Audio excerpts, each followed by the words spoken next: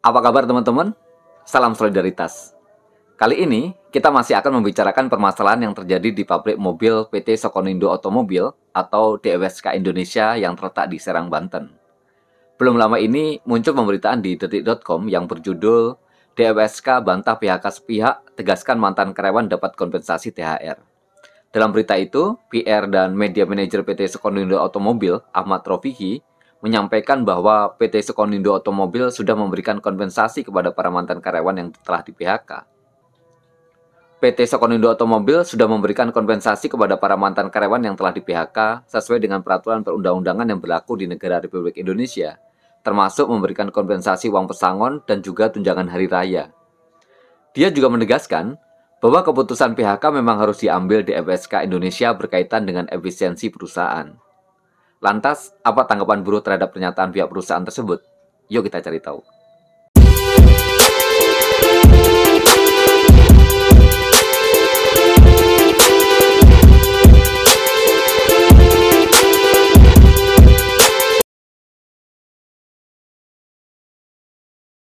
Presiden Federasi Serikat Pekerja Metal Indonesia, Riden Hatam Aziz, memberikan klarifikasi atas pernyataan dari pihak perusahaan tersebut.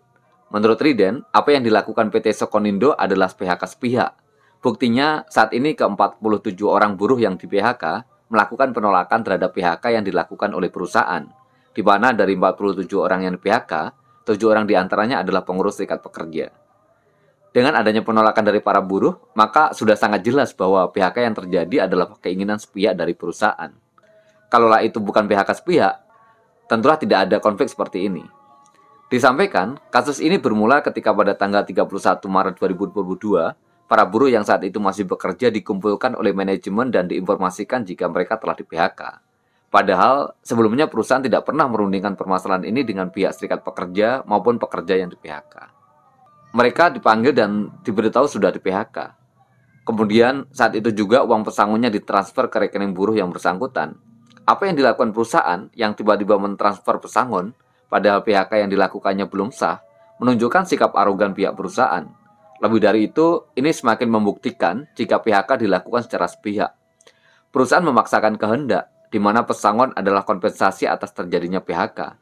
Kalau PHK-nya belum inkrah atau belum memiliki kekuatan hukum tetap, maka tidak seharusnya perusahaan memberikan pesangon. Tetapi, yang wajib diberikan perusahaan adalah upah beserta hak-hak lainnya yang biasa diterima oleh buruh. Sesuai aturan yang berlaku, semua pihak dengan segala upaya harus mencegah agar tidak terjadi PHK. Jika kemudian PHK tidak bisa dihindari, maka maksud dan tujuan PHK wajib dirundingkan dengan serikat pekerja. Jika dalam perundingan itu tidak tercapai kesepakatan, maka PHK hanya bisa dilakukan setelah mendapatkan penetapan dari Lembaga Penyelesaian Perselisihan Hubungan Industrial. Dalam proses tersebut, perusahaan masih berkewajiban membayar upah buruh seperti biasa. Dengan kata lain, perusahaan tidak boleh secara arogan mentransfer kompensasi PHK, yang itu pun nilainya hanya sebesar 0,5% dari nilai pesangon. Sebagaimana yang tadi saya sampaikan, yang wajib ditransfer adalah gaji bulanan, dan hak-hak lain yang biasa diterima oleh kaum buruh. Dengan demikian, tidak salah jika kita beranggapan uang yang ditransfer tersebut adalah gaji bulanan, karena kalau dinamai pesangon juga tidak tepat, akibat PHK-nya belum sah.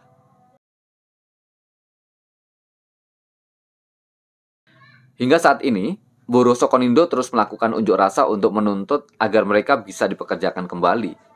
Sebuah sikap yang layak untuk kita dukung, karena apa yang mereka lakukan sejatinya adalah untuk menegakkan konstitusi, bahwa tidak boleh ada perusahaan yang mengangkangi undang-undang ketenagakerjaan yang berlaku di Republik ini. Siap melawan, siap untuk melawan, hidup buruh, hidup buruh, hidup buruh, Abbas Fahmi, Abbas Fahmi, Abbas Fahmi, Karyawan, Karyawan, Karyawan. Teman-teman sekalian, di suasana Ramadan, di saat kita menjalankan ibadah yang sangat sakral di bulan yang suci ini, ternyata ada pengusaha yang telah melakukan kezaliman. Kerja tidak ada angin, tidak ada sesuatu apapun. Lagi enak-enak bekerja, dengan tiba-tiba di PHK, dengan tiba-tiba keluar surat PHK, dan caranya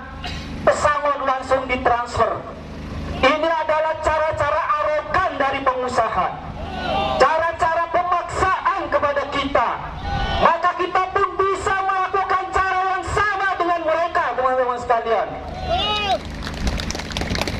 Pengusaha Sukomindo ini memanfaatkan Omnibus Law, memaksakan Omnibus Law dengan nilai pesangon 0,5, dan seenak udele-dele mereka mem-PHK tanpa ada sesuatu pun yang mungkin mempengaruhi produktivitas. Dengan alasan efisiensi, mungkin mereka tidak ikhlas, mereka tidak ridho bendera FSPMI berkibar di Sukolindo. Maka kita sebagai kader FSPMI, sebagai anggota FSPMI, kita semua punya tugas bagaimana bendera FSPMI tetap berkibar di Sukolindo, teman-teman sekalian.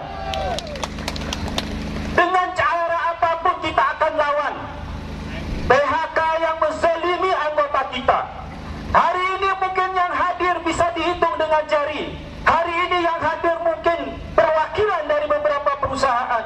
Tapi apabila hari ini tidak ada respon yang baik, maka saya sebagai Sekjen DPP FSPMI akan menginstruksikan melakukan mogok, melakukan aksi yang lebih besar daripada hari ini, teman-teman sekalian. Hingga akhirnya, pada tanggal 21 April kemarin, perusahaan mengeluarkan surat pemberitahuan kepada 47 orang buruh yang telah di-PHK, di mana perusahaan akan menambahkan kompensasi sebesar 1 bulan gaji dan memberikan paklaring atau surat keterangan kerja guna melakukan pencairan JHT maupun JKP. Namun demikian, buruh tidak bergeming. Alih-alih mengambil kompensasi tambahan sebesar 1 bulan gaji, pada hari Jumat tanggal 22 April, buruh bermaksud mengembalikan uang pesangon tersebut kepada perusahaan. Tetapi dikarenakan manajemen tidak ada di perusahaan, buruh menyerahkan kepada pihak security. Dan pihak security juga menolak untuk menerima uang pesangon yang dikembalikan oleh para buruh. Karena menurut mereka, ini bukan tupoksinya. Kejadian ini tercantum dalam berita acara tertanggal 22 April 2022. Tentu saja, upaya buruh yang ter-PHK untuk mengembalikan uang pesangon adalah langkah yang tepat. Ini membuktikan kesungguhan dari kaum buruh untuk kembali bekerja. Lebih dari itu, ini hendak membantah pernyataan dari pihak perusahaan yang menyatakan bahwa PHK yang dilakukan sudah sesuai prosedur. Di sisi lain, pengertian efisiensi harus diartikan secara benar, yakni melakukan penghematan. Efisiensi bukanlah kesempatan bagi perusahaan untuk melakukan PHK kepada anggota atau pengurus serikat pekerja. Dalam hal ini, Menteri Tenaga Kerja pernah mengeluarkan surat edaran yang isinya adalah upaya untuk mencegah PHK karena efisiensi, maka harus ada beberapa hal terlebih dahulu yang dilakukan. Misalnya adalah mengurangi upah dan fasilitas pekerja di tingkat atas, misalnya di tingkat manajer dan direktur. Kemudian mengurangi kerja shift, membatasi atau menghapuskan kerja lembur, mengurangi jam kerja, mengurangi hari kerja, meliburkan atau merumahkan buruh secara bergantian atau bergilir untuk sementara waktu, tidak atau memperpanjang kontrak bagi pekerja yang sudah habis masa kontraknya, dan memberikan pensiun bagi mereka yang telah memenuhi syarat. Tetapi yang dilakukan di FSK justru secara sepihak melakukan PHK terhadap karyawan tetap, dan mereka yang di PHK ke-47 orang ini semuanya adalah anggota dan pengurus serikat pekerja. Padahal di sana masih ada buruh kontrak dan outsourcing yang sebenarnya tinggal menunggu mereka habis kontrak, maka perusahaan akan melakukan efisiensi terkait dengan jumlah tenaga kerjanya. Sebagai kesimpulan, buruh berpendapat PHK yang dilakukan perusahaan tidak sesuai dengan hukum yang berlaku. Selain tidak dirundingkan terlebih dahulu dengan serikat pekerja, kompensasi yang diberikan tidak sesuai dengan ketentuan. Terlebih lagi, perusahaan tidak pernah menunjukkan laporan keuangan perusahaan yang sudah diaudit oleh akuntan publik independen yang memperlihatkan sedang merugi selama 2 tahun berturut-turut. Dan oleh karena itu, kita bersama-sama dengan kawan-kawan di FSK untuk melakukan penolakan terhadap PHK yang mereka alami. Salam solidaritas.